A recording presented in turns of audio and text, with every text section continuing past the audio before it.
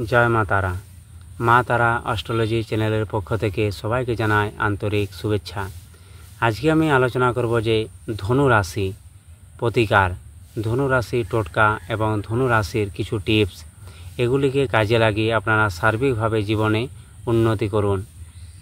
ধনু রাশি হলো রাশিচক্রে নবম স্থান এবং এই ধনু রাশির অধিপতি গ্রহ হল দেবগুরু বৃহস্পতি। এই ধনু রাশি থেকে আমরা কি কি বিচার করি সেগুলি হলো পিতা তুল্য ব্যক্তি, পিতার সাথে আমাদের সম্পর্ক, ধর্ম, আধ্যাত্ম, গুরু, ভাগ্য, উচ্চ শিক্ষা, ঈশ্বরের প্রতি বিশ্বাস এবং এই সকল কিছু কিন্তু বিচার করা হয়। গুরু গ্রহ থেকে আমরা কি কি বিচার করি? গুরু গ্রহ হলো আমাদের ধর্ম, জ্যোতিষ, ভাগ্য, বিবাহ, সন্তান, পূর্বজন্ম, শিক্ষা, জ্ঞান, স্কুল, কলেজ, ন্যায় বিচার ব্যবস্থা, আইন। একজন স্ত্রীর কুণ্ডলিতে স্বামীকে কিন্তু দেখায় এই বৃহস্পতি গ্রহ। তাই ধনু লগ্নতে আগেই দেখে নিতে হবে যে কারক গ্রহ কে কে রয়েছে এবং মারক গ্রহ কে কে রয়েছে। কারণ প্রত্যেকটি জাতক বা জাতিকা কিন্তু অবশ্যই দেখে নেয়, আগে হয়তো জানে না যে রাশি অনুযায়ী কিন্তু প্রতিকার হয় না, লগ্ন অনুযায়ী কিন্তু প্রতিকার করা হয়। তাহলে কিন্তু প্রথমেই দেখে নিতে হবে যে লগ্ন কাকে বলে এবং রাশি কাকে বলে। লগ্ন মানে হলো আমার শরীর এবং রাশি মানে হলো আমার মন এবং মানসিকতা কিন্তু বোঝায়। তাই ধনু লগ্নতে যে কারক গ্রহ হলো মঙ্গল, চন্দ্র এবং রবি ও বৃহস্পতি, এবং ধনু লগ্নতে মারক গ্রহ হলো শুক্র, শনি, রাহু এবং কেতু। তাই ধনু লগ্নতে যদি শনি গ্রহ খারাপ থাকে তাহলে আমরা কিভাবে বুঝব যে শনি গ্রহ আমাদের খারাপ ফল দিচ্ছে? সেগুলো প্রথমে দেখতে হবে যে শনি গ্রহ আমাদের কি কি জিনিসকে কন্ট্রোল করে। সেগুলি হলো আমাদের শরীরের হাড়, আমাদের হজম শক্তি, ক্যারিয়ার, বৈরাগ্য, ঈশ্বরের প্রতি ভক্তি, ডিপ্রেশন, ভয়, আত্মহত্যা, অন্ধকার, জেল, ঋণ, মুক্তি, দাঁত, এতগুলো জিনিস কিন্তু শনি গ্রহ কন্ট্রোল করে। তাই শনি গ্রহ যদি জন্মছকে খারাপ বা পীড়িত অবস্থায় থাকে ধনু লগ্নতে, সেক্ষেত্রে কিন্তু হাড়ের সমস্যা, দাঁতের সমস্যা, বাত, বেদনা অবশ্যই কিন্তু দিয়ে দেবে। আমাদের যে প্রয়োজনীয় যে অক্সিজেন, সেই অক্সিজেনও কিন্তু শনি পৌঁছাতে দেয় না।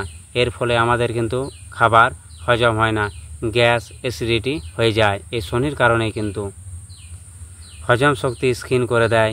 মিথ্যা কিন্তু যদি শনি গ্রহ খারাপ থাকে অবশ্যই কিন্তু জীবনে একবার না একবার মিথ্যা কলঙ্ক তাকে ভোগ করতেই হবে। আর শনি গ্রহ যদি খুবই খারাপ থাকে, ডিপ্রেশনে এতটাই মানুষটা চলে যাবে, সেই ডিপ্রেশন থেকে কিন্তু সে আর বেরোতে পারবে না। সেই ডিপ্রেশনের কারণে কিন্তু সেই মানুষটা হয়তো পরে আত্মহত্যা করে নিতে পারে। এতটাই কিন্তু শনি খারাপ ফল দেয়। শনি যদি কোনো মানুষের কুণ্ডুতে খারাপ থাকে, যদি কোনো মানুষের ঋণ নেয়, সে ঋণ কিন্তু সে জীবনও শোধ করতে পারবে না। হয়তো বাবা ঋণ নিল, তাই বেটাকে কিন্তু সে ঋণ শোধ করতে হবে। শনি এতটা ডেঞ্জারাস। কেরিয়ারের ক্ষেত্রে কিন্তু শনি একটা খুব মূল্যবান গ্রহ। তাই শনি যদি খারাপ থাকে তাহলে কিন্তু সে কেরিয়ারে কোন কেরিয়ারটা সে বাঁচবে বা কোন কাজটা সে করবে, সেই কাজটা করলে সে ভবিষ্যতে এগোবে, সেটা কিন্তু শনি তাকে নির্ধারণ করতে দেবে না। কেরিয়ারের জন্য কিন্তু সবই ইম্পর্ট্যান্ট গ্রহ কিন্তু এই শনি।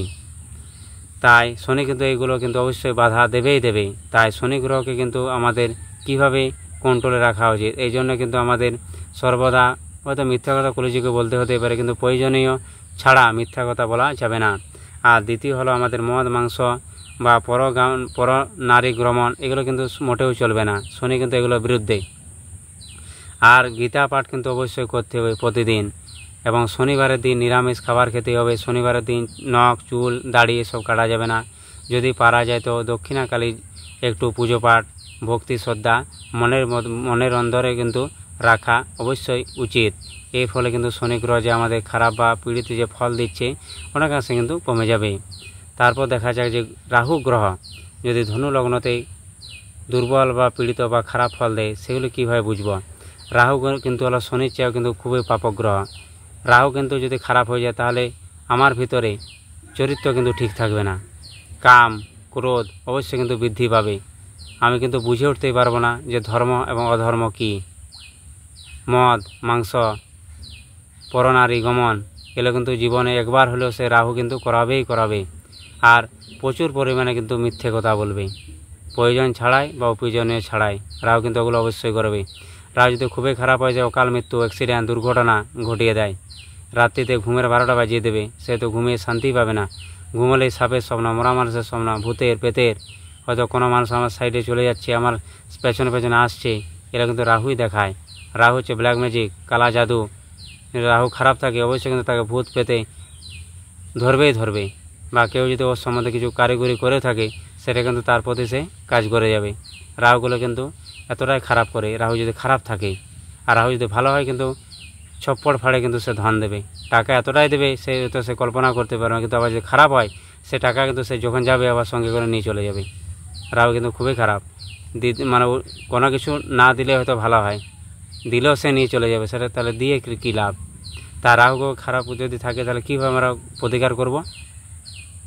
অবশ্যই কিন্তু যে অমাবস্যার পর যে সোমবার আসে অবশ্যই কিন্তু শিবের অভিষেক করাতে হবে পঞ্চামৃত দিয়ে। আর দ্বিতীয় হলো যে আমাদের যে শিবের যে স্তোত্র আছে বা স্তুতি প্রতিনিয়ত কিন্তু পাঠ করা প্রয়োজন। যদি পারা যায় তো আদিত্য হৃদয় স্তোত্র, যে সূর্যকে জল দেওয়ার পরে আমরা জপ করি, অবশ্যই কিন্তু পাঠ করা উচিত নিত্য। এতে কিন্তু আমাদের ভিতরে যে কনফিডেন্স সেটা কিন্তু বাড়বে। রাহু কিন্তু এটাই করে, আত্মবিশ্বাসটা কমিয়ে দেয়। এগুলো করলেই রাহু কিন্তু যথেষ্ট ভালো হয়ে যাবে। এরপর দেখতে পাবো যে কেতু ধনু লগ্নতে কী কাজ করে, খারাপ কাজ। কেতু কিন্তু রাহু হচ্ছে আবার বেশি ডেঞ্জারাস, এত গুপ্ত শত্রু তৈরি করে দেবে, নিজের ঘরে নিজের শত্রু থাকবে তো আমরা বুঝতে পারবো না। ব্রেন এতটাই খারাপ করে দেবে যে হয়তো স্মৃতিশক্তি কিছু মনেই থাকবে না, আমি কি করছি, কোন দিকে যাচ্ছি, কোথায় হাঁটছি। রাহু কী করে, দুর্ঘটনা ঘটিয়ে দেয়, কিন্তু কেতু কী করে, একদম ডেথ, যে দুর্ঘটনা হবে কিন্তু সেখানে তার মৃত্যু হয়ে যাবে। কেতু এটাই করে। আর কেতু যদি ভালো থাকে, ঈশ্বরের প্রতি এতটাই সে উন্মুক্ত হয়ে যাবে, সে ঈশ্বর ছাড়া কিছু জানবে না, কিছু শুনবেই না সে। তাই কেতুকে ঠিক করতে গেলে অবশ্যই কিন্তু আমাদের যে ধূমাবতীর দেবী আছে, মা কালীর যে রূপ আছে দুর্গা দেবীর, অবশ্যই কিন্তু তার প্রতিনিয়ত পুজো করা দরকার। এবং কেতুর যে তান্ত্রিক মন্ত্র আছে অবশ্যই কিন্তু জপ করতে হবে।